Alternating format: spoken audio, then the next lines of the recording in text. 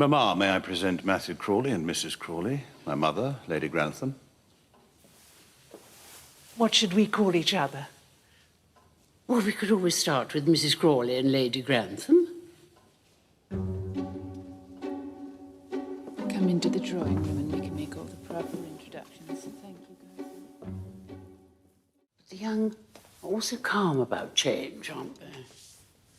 Look at Matthew. I do admire him. Do you? What have I done wrong now? Oh, please. Don't pretend Mary's sudden reluctance can't be traced back to you. Well, I shall pretend it. I told her to take him. Your quarrel is with my daughter Rosamond, not me. So put that in your pipe and smoke it. Yes, yes, the minister. Well, how many Marquises of Flintshire are there? I say, is this an instrument of communication or torture? What do you mean a man's opened a colony in Essex? Not that sort of colony, Mamma. It's for people who want to take all their clothes off. In Essex? Isn't it terribly damp? Would that make a difference? Well, yes, if you had no clothes on. Well, I think it's a mad idea. Oh, dear, Susan has been in a rage since she was playing with her dolls. I am proof against her tantrums. I would rephrase that if you want to stay neutral. I won't take sides, it's true. But I don't think I could ever be described as neutral. I thought you didn't like him. Well, so what? I have plenty of friends I don't like. But one forgets about parenthood, the on and onness of it. Were you a very involved mother with Robert and Rosamond? Does it surprise you? A bit. I'd imagined them surrounded by nannies and governesses being starched and ironed to spend an hour with you after tea. Yes, but it was an hour every day. I see, yes.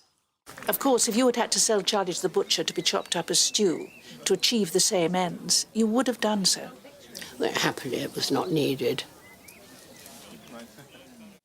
Are you going up to the house to welcome the Queen of Sheba? Oh, I think so. Are you? No. I'll pay homage at dinner. I've always admired the way Mrs. Levinson is never overawed by the whole set-up at Downton. Was Napoleon overawed by the Bourbons? Matthew's driving down in Lavinia's car. They won't meet on the train.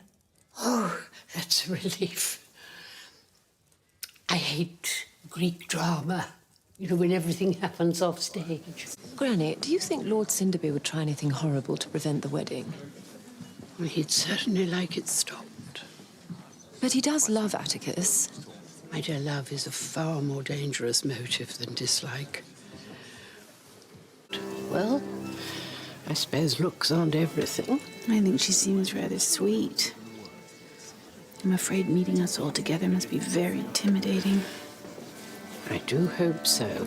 You are quite wonderful the way you see room for improvement wherever you look. I never knew such reforming zeal. I take that as a compliment. I must have said it wrong. What's the matter, Granny? I was worried about Edith. Oh, I can't think why.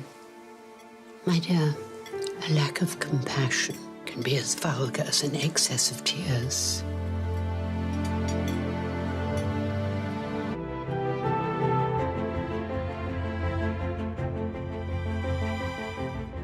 Oh, now, why the lamentation? You don't have to see him if you don't want to. Well, you make it sound so easy. There's nothing simpler than avoiding people you don't like. Avoiding one's friends, that's the real test. But I do like him. I think he's very nice. It's just he wants something from me that I cannot give.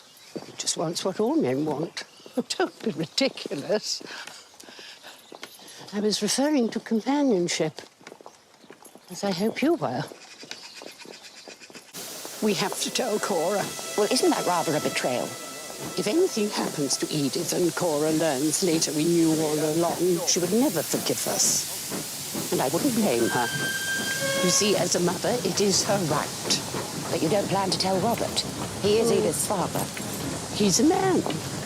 Men don't have rights. I never take sides in a broken marriage. Why is that? Because however much the couple may strive to be honest, no one is ever in possession of the facts.